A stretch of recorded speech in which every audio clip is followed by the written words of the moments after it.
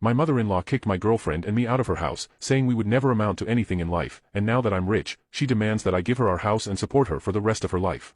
I lost my parents at a very young age, around 15 years old. It was a very difficult time in my life, mainly because I didn't have any other close relatives to help me, which led me to live on the streets. After a while, I was accepted into a government program that provided housing, half a minimum wage, and food until I turned 18. This was very beneficial for me as it gave me the opportunity to finish high school and at least find a job. However, when I turned 18, unfortunately, I was removed from the program, and to my misfortune, no job would accept me because I didn't have a home. I didn't plan for this, and honestly, it was the worst moment of my life. I felt like I had no options and that it was only a matter of time before my determination ran out, but finally, I got a job at a local diner, earning much less than the other employees, but I was happy. And it was there that I met my current girlfriend, who was a regular customer at the diner. We would talk for hours when she came in, and we started to get to know each other, eventually dating, and 6 months later, I moved in with her. My mother-in-law never liked this, and I understand, given my situation, it would be almost impossible to change my life, but I tried. I paid her rent, bills, food, and saved the rest for us to have our own home in the future, and yet, every day I was judged, and every day I had to hear that I was nobody in life, leading to many arguments between her and my girlfriend. Until finally, one day we came home from a date and her mother simply wouldn't let us in.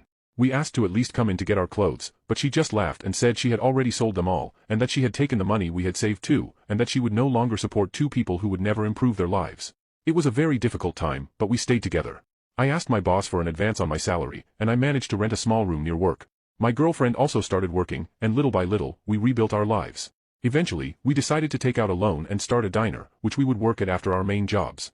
Eventually, this diner turned into a restaurant. Over the years, this restaurant became several restaurants. We left our main jobs and started focusing only on our restaurants, and it became our company. It took many years for all of this to happen, but nowadays I can say that I am at the peak of my life. I married my girlfriend, we had 2 children, and simply put, for the first time in my life, I know I don't need to worry about money, and my children won't need to either. However, the problem started when we gave an interview to the newspaper in my city, talking about our entire journey. This interview became famous and went to neighboring cities, including where my mother-in-law lives.